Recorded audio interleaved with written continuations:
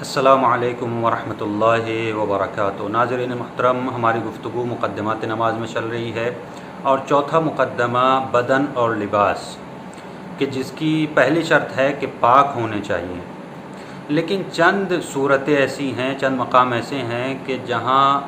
اجازت دی گئی ہے کہ اگر بدن یا لباس کے اوپر نجاست ہو تو انسان نماز پڑھ سکتا ہے جان بوجھ کر کے بھی۔ ان میں سے پہلی صورت یہ ہے کہ اگر انسان کے جسم یا لباس کے اوپر 1 درہم سے کم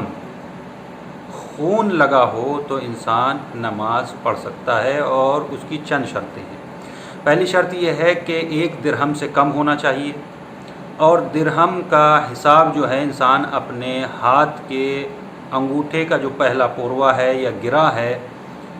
جو حلقہ ہے، اس سے شمار کرے گا۔ اگر اس سے کم ہے تو نماز پڑھ سکتا ہے، اور اگر اس سے زیادہ ہے تو نماز نہیں پڑھ سکتا۔ دوسری شرط یہ ہے کہ خون خالص ہونا چاہیے، یعنی اگر خون کے ساتھ کوئی دوسری چیز، مواد یا زخم کا پانی یا الگ سے کوئی پانی اس کے اندر مکس ہو جائے یا لگ جائے، کوئی رطوبت مل جائے، تو پھر اس صورت میں نماز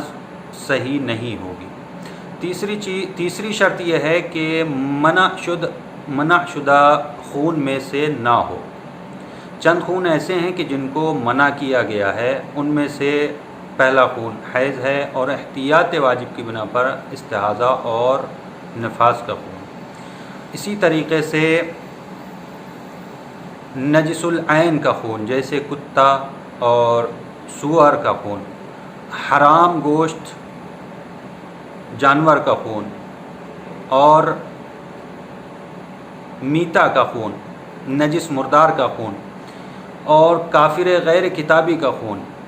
اگر ان میں سے کسی ایک میں سے بھی ایک ذرہ برابر بھی اگر خون ہے آپ کے کپڑے کے اوپر یا آپ کے جسم کے اوپر تو اس کے ساتھ نماز نہیں ہوگی۔ لیکن اگر اپنا خود کا یا کسی دوسرے انسان کا جو کافر نہیں ہے اس کا خون ہے، یا حلال گوشت جانور کا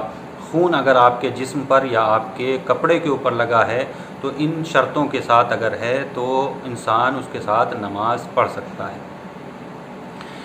اگر بدن یا لباس کے اوپر خون لگا ہو اور کوئی دوسری رطوبت آ کر کے اس کے اوپر گر جائے، بدن یا لباس کے اوپر خون لگا ہے اور جو درہم سے کم ہے، اور اس کے اوپر کوئی دوسری رطوبت لگ جائے، مثلا پانی کا کوئی قطرہ آ کر کے اس کے اوپر گر جائے، اور وہ اطراف کو یعنی کہ خون سے تھوڑا سا زیادہ پھیل جائے اور اس کو آلودہ کر دے، جسم کو یا لباس کو، تو اس صورت میں بھی نماز نہیں پڑھ سکتے۔ لیکن اگر قطرہ صرف خون کے قطرے کے اوپر آ کر کے گرے اور وہیں تک محدود رہے تو اس صورت میں نماز پڑھ سکتے ہیں۔ لیکن اگر یہ قطرہ پانی کا نہ ہو، کسی نجس چیز کا ہو، کوئی نجس چیز ہو، جیسے کہ پیشاب کا کوئی قطرہ جہاں کے اوپر خون کا قطرہ گرا تھا اسی کے اوپر آ کر کے پیشاب کا قطرہ خون کے اوپر آ کر کے گر جائے، اگرچہ وہ اطراف کو آلودہ نہ بھی کرے، یعنی نہ بھی پھیلے کپڑے کے اوپر یا جسم کے اوپر، تب بھی اس کے ساتھ انسان نماز نہیں پڑھ سکتا ہے۔ اگر بدن یا لباس کے اوپر خون نہ ہو لیکن خون سے آپ کا تر بدن یا آپ کا تر لباس جا کر کے مل جائے، اگرچہ وہ 1 درہم سے کم ہی کیوں نہ ہو، مثلا کہیں پر خون کا قطرہ پڑا ہوا تھا اور اس کے اوپر پانی گرا، اور وہ پانی کے قطرات اڑ کر کے آپ کے جسم پر یا آپ کے کپڑے کے اوپر لگ جائیں، یا مثلا آپ کا ہاتھ گیلا ہے اور یا آپ کا کپڑا گیلا ہے اور کہیں پر خون پڑا ہوا ہے، اور اس خون سے آپ کا کپڑا یا آپ کا ہاتھ مل جائے، چاہے وہ درہم سے کم ہی کیوں نہ ہو، مثلا آپ کی انگلی کا ایک حصہ جو تر ہے اور خشک خون سے جا کر کے اس کے اوپر مل جائے، تو اگرچہ یہ درہم سے کم ہی کیوں نہ ہو تب بھی آپ اس کے ساتھ نماز نہیں پڑھ سکتے۔ قابل توجہ بات یہ ہے کہ درہم سے کم خون کا ہونا یہ مطلب نہیں ہے کہ وہ پاک ہے۔ نجس ہے خون، چاہے 1 ذرے کے برابر بھی ہو، خون نجس ہے، لیکن نماز میں ان شرطوں کے ساتھ اگر خون ہے جو بیان کی گئی ہیں 3 شرطیں، मसलन दरहम से कम हो, खालिस हो और जो खून मना किए गए उनमें से ना हो तो उसके साथ नमाज पढ़ी जा सकती है। एक मसला ये है कि अगर खून का कतरा आपके लिबास के ऊपर गिरे और इस्तरदार लिबास हो, दूसरे अंदर वाले स्तर के ऊपर भी खून पहुंच जाए, या लिबास के ऊपर गिरे और जो अंदर दूसरा लिबास मसलन बनियान आपने पहनी हुई है उसके ऊपर भी चला जाए, या लिबास के ऊपर गिरे और आपके बदन तक चला जाए, या